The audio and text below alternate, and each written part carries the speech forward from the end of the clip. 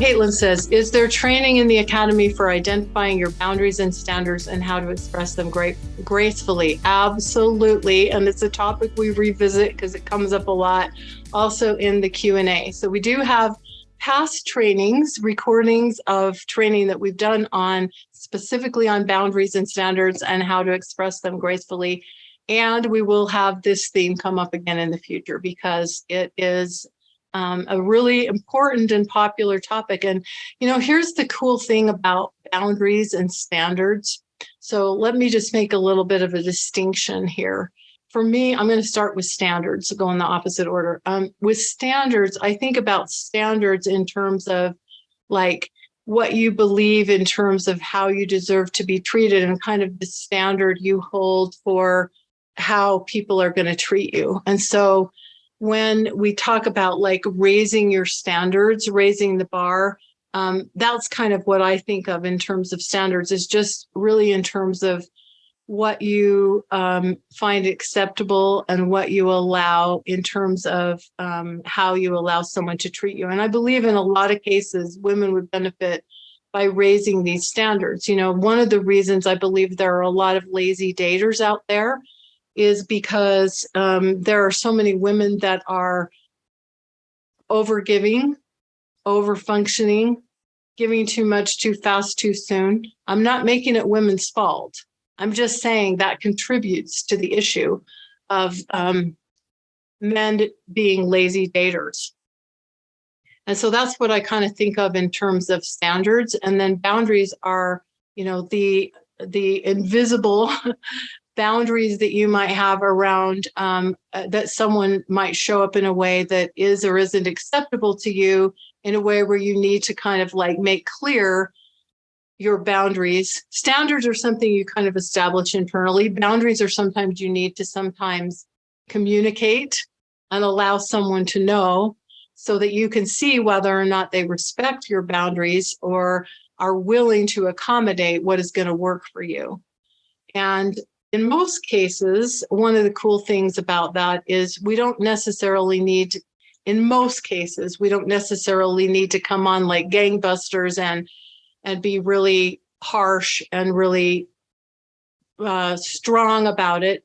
In most cases, a boundary can be expressed in a clear and a direct and yet a gentle way.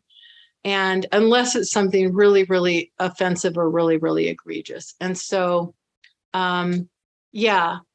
we do have training on like how you say these things, how you express these things. And it doesn't always have to be like blasting someone to set a boundary or to communicate boundaries to someone else.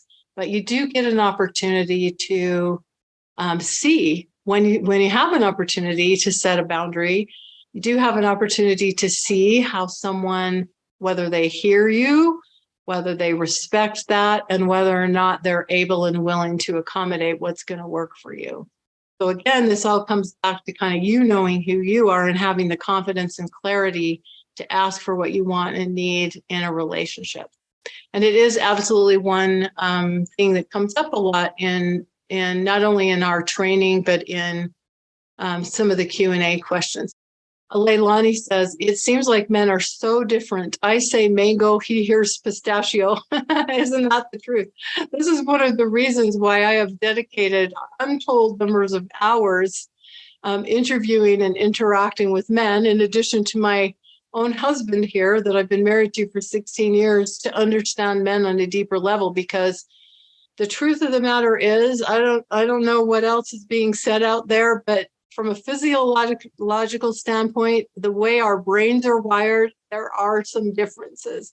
And when we understand these things on a deeper level, the cool thing is that it can create a win-win kind of relationship where a man gets to be appreciated and acknowledged for what he provides to a woman gets to get more of her wants and needs met. But I'll tell you what, a lot of us haven't had this modeled for us, and it doesn't necessarily come the most naturally. So that's another thing we emphasize in Mr. Right Academy, is some of these distinctions and differences and ways that we can get the best from each other and set ourselves up for more of that win-win kind of relationship. Let's see. I find that I just do not say anything as I don't want to put him off or make him run. Help. Well, again, there's some communication techniques that can definitely help with that. And I don't think it's, I wouldn't want to say that I really think that it's ideal. That's a nice way of saying it. It's not ideal to be in a relationship where you don't feel like you can say anything because you don't want to put him off or make him run. And yet there really is, it's kind of an art and a science to kind of understand how to express yourself in a way that a man can actually hear you. I mean, there are ways that we think we're saying things really nicely that they don't necessarily hear that way. So we dance with this stuff in Mr. Right Academy. And so that might be really valuable for you in the academy.